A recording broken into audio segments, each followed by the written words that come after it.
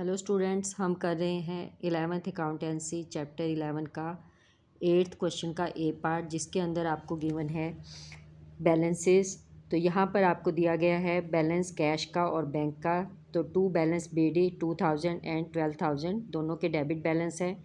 Next is received cash from Mahadev. तो यहाँ पे टू महादेव, क्योंकि कैश रिसीव हो रहा है डेबिट साइड में दिखाया जाएगा। कैश सेल्स, यहाँ पे भी हमें कैश रिसीव हो रहा है सेल्स के थ्रू, तो यहाँ पे भी डेबिट में दिखाया जाएगा। Next is purchases by check.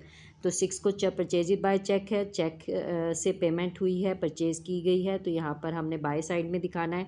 9 को आपको दे रखा है पेड इनटू बैंक। तो यहाँ पे बैंक में डिपॉजिट हुई है मनी, तो हमारा आ जाएगा bank account debit to cash. तो यहाँ पर इसलिए टू कैश कॉन्ट्रा एंट्री डालेंगे, तो दोनों ही साइड में इसका दिखाया जाता है बाय बैंक। तो यहाँ पे कैश जा रहा है इसलिए बाय साइड में दिखा रहे हैं। नेक्स्ट इज 10 को पेड कैश फॉर फ्रेट। तो यहाँ पे एक्सपेंसेस है, कैश पेमेंट हो रही है, तो यहाँ पे 54 दिखाया जा रहा है। 12th को आपको दिखाया गया है due from bank for office use, office use के लिए है। तो यहाँ पे भी हमने टू बैंक करके बैंक से हमने निकालना है। तो cash account debit to bank है, विड्रू फ्रॉम बैंक है ना, तो यहाँ पर कैश आ रहा है, तो कैश के कॉलम में डेबिट में दिखा रहे हैं, कॉन्ट्रा के लिए C दिखाया जाएगा। और 12 में ऐसे ही बाय कैश, तो बैंक से मनी निकल रही है, तो यहाँ पे बाय साइड में दिखा रहे हैं। 13 को दिखा रखा है चेक इशू किया गया in favour of Arun and sons. तो यहाँ पे आपने बाय अरुण एंड सन्स के लिए आपने फिर बैंक्स के पेमेंट की जा रही है, तो 985 बैंक के कॉलम में दिखाया गया पेड इनटू बैंक। तो यहाँ पे भी आपकी कॉन्ट्रा एंट्री आ रही है पेड इनटू बैंक। तो यहाँ पर आपका आ जाएगा टू बैंक, ठीक है। पेड इनटू बैंक का जो है आपका 16 का है, तो 16 के लिए हम डालेंगे टू कैश। बैंक्स को हमने पेमेंट की है, तो टू कैश और बैंक में जा रही है, तो यहाँ पे इसी तरह 16 को बाय बैंक। तो कैश हमारा जा रहा है, तो बाय साइड में दिखाएंगे कैश के कॉलम में, और डेबिट साइड में दिखाएंगे बैंक में, क्योंकि बैंक में डिपॉजिट हो रही है मनी। इसी तरह 17 को है due cash for sons brother party. अब ये एक इम्पॉर्टेंट एंट्री है, क्योंकि ये जो ऑनर है उसके बेटे की बर्थडे पार्टी के लिए, तो ये ड्राइंग है, तो इसकी कॉन्ट्रा एंट्री नहीं होगी, ये कैश पेमेंट की गई है। यहाँ पे ड्यू भी जो कैश है वो बैंक से नहीं निकाला जा रहा है, ये बेटे के बर्थडे के लिए जो मनी ली गई है उसके बारे में है। तो 17 में आपने दिखाना है बाय ड्राइंग 175 कैश के अंदर कम हो रहा है। Received a cheque from Naveen for 380 and deposited into bank same day.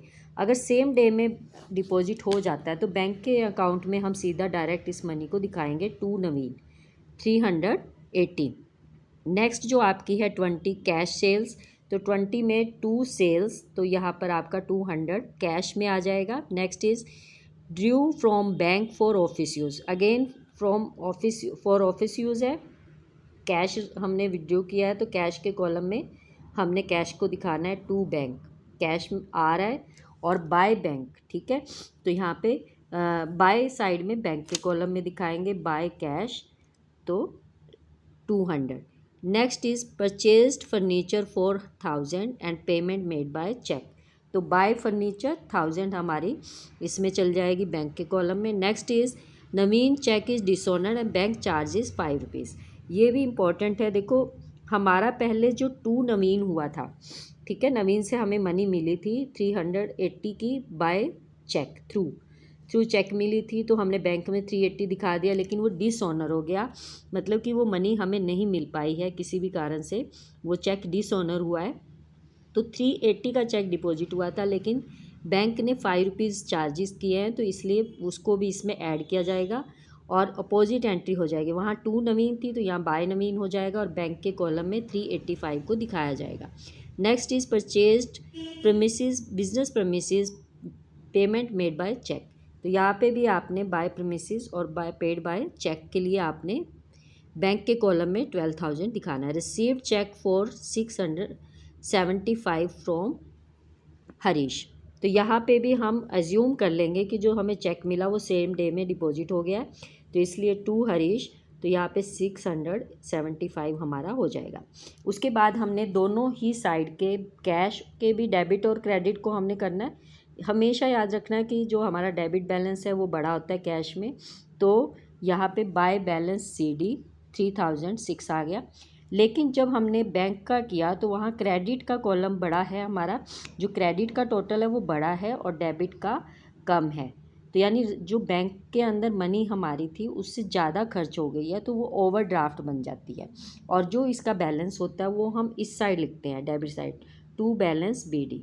ठीक है, दोबारा बताती हूँ। क्रेडिट का कॉलम का बड़ा है तो क्रेडिट के दोनों साइड में क्रेडिट का ही टोटल लिखा जाता है, और उसमें से जो डेबिट का माइनस करके आएगी अमाउंट 295, ये हम टू बैलेंस BD में दिखाएंगे। जब नेक्स्ट मंथ में हम बैलेंस CD को BD में लेके जाते हैं, ब्रॉड फॉरवर्ड करते हैं, तो कैश का डेबिट बैलेंस है तो हमने डेबिट साइड में लिया, और इसका क्रेडिट बैलेंस है, क्रेडिट बढ़ा था तो इसका हमने बाय में लिया है। आई होप आपको ये अच्छे से समझ आ गई है। आप इसके बारे में कमेंट ज़रूर करें और like and subscribe my channel.